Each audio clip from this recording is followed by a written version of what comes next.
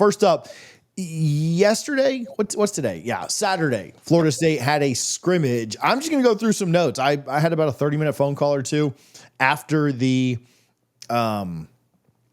scrimmage was finished up and got some notes, got some things from some folks in there. Obviously, the media is not around at practice, but they've never really been at the scrimmages. So this isn't really anything new.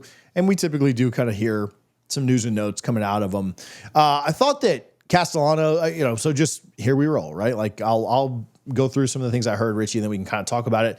Castellano struggled at times. My guy didn't. I've seen mixed things on this, but my guy didn't seem to think it was so much of an accuracy issue as much of a like reading the zone thing good, which maybe that's a good thing for Florida State fans defensively. Just we haven't seen them play zone well or effectively or much at all under the previous regime. So it sounded like Castellano struggled a little bit with that. My guy kind of pushed back on it being just a pure accuracy thing, more so of a confusion thing. Not really surprising the defense would be ahead of the offense to start things out. Brock had an okay day, but he was with the second string offensive line, and I heard the gap between kind of your second string defensive line and your second string offensive line is pretty significant. Maybe good news on the defensive side, maybe bad news on the offensive side. You kind of have to like measure both things. With anybody you hear having a good day, does that mean the other side had a bad day? I don't know. But the second string defensive line just absolutely dominated the first string or the second string offensive line. And so it was hard for Brock to really get anything going. The defense was certainly better on the day, which again, early in spring, not maybe too big of a surprise there. Defense seemed to fluster the offense pretty regularly. Again, I think early in camp, that's not super surprising. Multiple people said this, and then Norvell commented on it too, but my guy said, dude, Kevin Sperry was the best quarterback out there. And listen, we're just going to call a spade at this point. I told him, I said, I don't know if that's good or bad. I don't know if the guy that's been on campus 3 months being your best quarterback out there on the field is necessarily a good thing. But, he said that Sperry had a really nice day and made a couple of nice throws. And, maybe good for the future. Maybe, trying to read into who had a good day on just the first scrimmage. But, you would not necessarily want that trend to continue. I'll stay on the offense and then we'll flip over to defense. I said Biscuit looked really good, had like 120 yards on 2 receptions. It took one really short pass and then ran for like 50 yards on it. He said like it was literally like the other side of the field, like 65 yards, 70 yards. Trucked a couple of safeties. I won't mention any names. Maybe we'll throw those in the Discord later. I don't know. We'll see. But literally trucked a couple of safeties. Never going to be the most fleet of foot, but certainly moves pretty well for his size. They said he was the best looking tight end on the day by far. Cam Davis caught a lot of passes out of the backfield, which was a little bit interesting.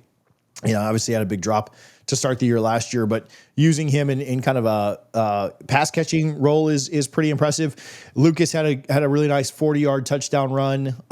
We'll talk a little running versus passing here in a minute, but it was kind of I said Lucas came in on a lot of like almost not like gadget plays, but like they don't line him up as a traditional tailback or anything like that. They said the tailback reps were pretty split between Cam, Roydell, and Singleton ran a lot. The running game was pretty tough to get going. They said that, again, a plus maybe for the defense, and we'll get more into defense in a second, but said that the defense did stop the run fairly well outside of that long touchdown run. Andre Otto stood out as having a good day on that second string offensive line, though the second string defensive line certainly did a good job on them. Gunnar Hansen looked pretty good. Michael Pettis is pretty physically imposing to see right now. That's it. Let's talk a little offense. Anything out of that, Richie, give you concern, excitement, anything on your end out of the offensive side that we brought back? Hey, hopefully you enjoyed this information and you enjoy the rest of our conversation on the spring scrimmage number 1. We'll certainly have updates on the other spring scrimmages as well as practice news and notes at different times. You can get access to all of that by going to patreon.com/DFNS. We'll release it there first, and then on our next show, we'll kind of give you all of the info there. You can sign up for as little as $3 a month. It's also just a great way to give back and support the channel. If you're not already, go to patreon.com/DFNS. We'd love to have your support over there. We'd love to continue to grow that as we bring you some of the best FSU content that you can find. Yeah, I think the biggest thing is the lack of depth at the offensive line position. I think that's why you have a new offensive line coach right now, because and this goes up to the top, but they have not recruited well on the offensive line. And for the defensive line, the depth there sounds like a positive. But again, if the second string offensive line for Florida State this year is as concerning as we think it is our second string defense line really that good, or are they just that much better than what they're going up against? So that's a big thing. And to your point, the defense is always ahead of the offense early in spring football, early in fall camp. That's just the nature of the sport, and that's pretty much anywhere you go, unless you have like an Oklahoma type offense that's just running it up and down the field, or tossing it up and down the field. Back when they had Baker. But yeah, I think it is a little concerning, the offensive line, because we see injuries on the offensive line almost every year since Norvell's been here, and that's not unique to Florida State. That happens at pretty much everywhere. But you really need to. Last year Norvell said, we have 10 guys, and offensive line was just complete trash. Yeah. So how do we have 10 guys and we're just complete trash? So it's tough when you're not seeing it firsthand. But according to your intel, it does sound like the offensive line will be a concern, especially if they were struggling to just run the ball, which is a strength of Gus Malzahn offenses. Yeah, and again, everything kind of with a grain of salt, right? Like it's hard to know if the offense looks really good or really poor. Was the defense just playing really well, or did the defense look good because the offense just was atrocious, right? Like it's hard to know one way or the other. Said Amari, so defensively, maybe give you some hope if the offensive side was lackluster.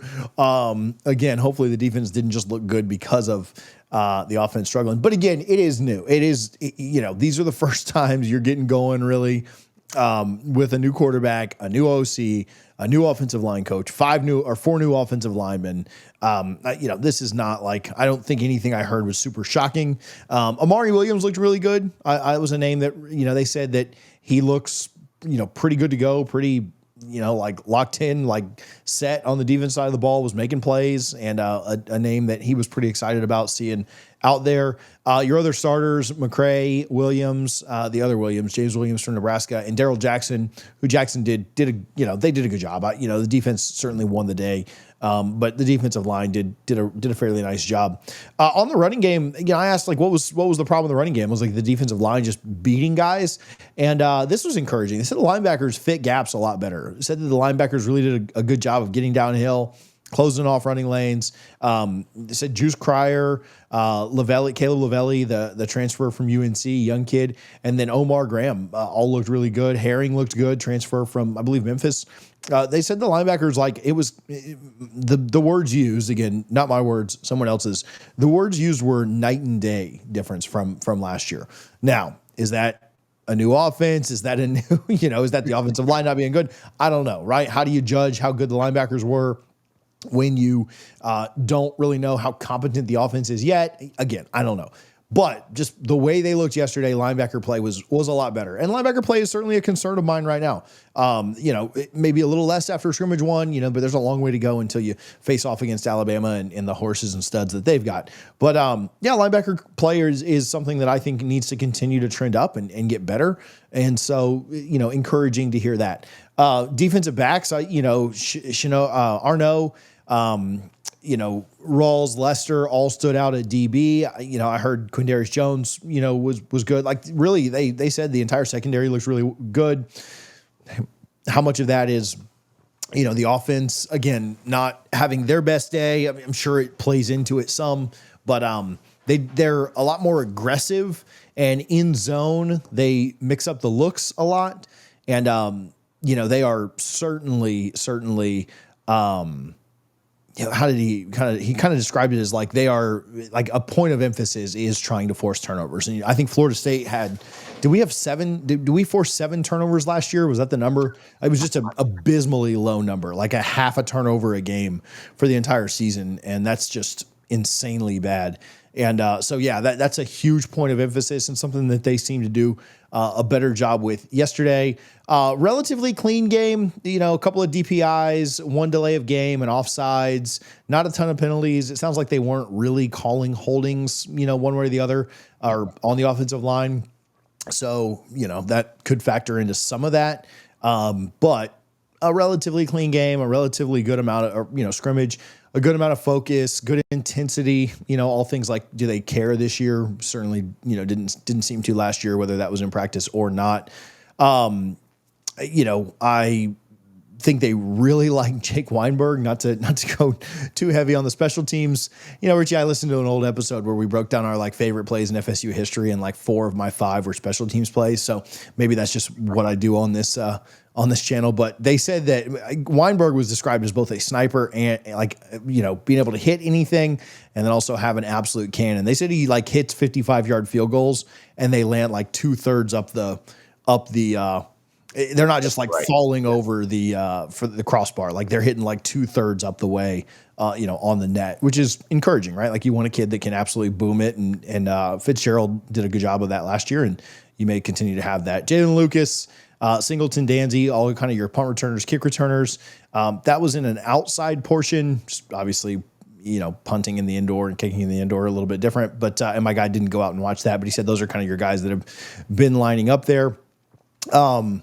And then we'll talk, a little bit about this maybe later, but Norvell being not so immersed in the offense, being able to pay more attention and really mix things up and get into it and get other areas of the team, the secondary, the defensive line, the linebackers, and then all the positions on offense, really being able to give more attention because he's not so immersed in the offense seemed to be pretty positive. The defensive guys like him, getting up and coaching them up and celebrating with them and doing big things with them.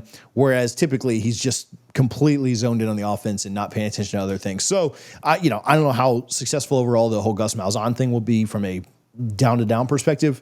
I do think that Norvell being more accessible to the entire team, probably an overall plus. Obviously that doesn't even factor in all the other things that a head coach has to do, like recruit your own roster and worry about salaries and NIL and everything else. So that seems to be a plus. And then in our, I was told the split on run to pass was closer to 70-30. I've seen other people say 60-40. I don't know. It kind of probably depends on how many plays you think they actually ran, because all 3 coaches said 3 different numbers. One was 110, one was 100, one was 120. So yeah, that percentage could be based on number of plays that they actually think they ran out there. But very run heavy, very run focused. We'll talk about that in our next segment. But any thoughts on the defense or Norvell or special teams? Yeah, again, I really like the defense line we have coming in this year. We'll see how they play. I'm not sure you have an All-American. I think Daryl Jackson probably has the best chance to be that guy. Very encouraged to hear your updates on the linebacker room and filling gaps. And, I think a lot of that just comes down to coaching. A lot of positions, the coach doesn't really coach the players that much. Dalvin Cook wasn't an elite running back because of his running back coach. Same could go for receiver, defensive back to an extent. But linebacker, I remember in the Willie Taggart era, we were just getting gashed in the run game on defense. And then literally the week we brought Jim Leavitt in to help out, it was a complete difference. They were actually filling the gaps and stopping runs. And that's going to be really important this year, especially if we're going to be a run heavy team like Gus Malzahn traditionally likes to be. Because the game's going to be shorter, you're going to have fewer possessions, so you're going to have to stop these runs. Linebacker was my biggest question mark heading into spring camp, right? Just in front of the offensive line. Everywhere else, I feel fairly comfortable. Obviously, quarterback is what everyone looks at, but to hear that the linebackers are, at least in one scrimmage came out and did well and understood the assignments, that's very encouraging to me. Yeah, no, I agree. I think, my thoughts on the season haven't changed after one scrimmage, pro or con. I'm not more negative or more positive about the season. It's one piece of information that you can kind of look at and go from there. But yeah, I mean, I think there are certainly positive takeaways, and linebacker play, defensive line play is certainly one of them. I think they'll be really good in the secondary, and so this defense, I think, has a pretty big chance to take a pretty big step forward. To be very fair, I think the offense has a pretty decent chance to take a step forward from 13 points a game last year too, right? So you can almost luck your way into 13 points a game, and that's what Florida State had to do a lot last year. But yeah, I think both sides take a pretty good step this year, and you take a decent step, and you're looking at 7 or 8 wins instead of 2 or 3 from last year. So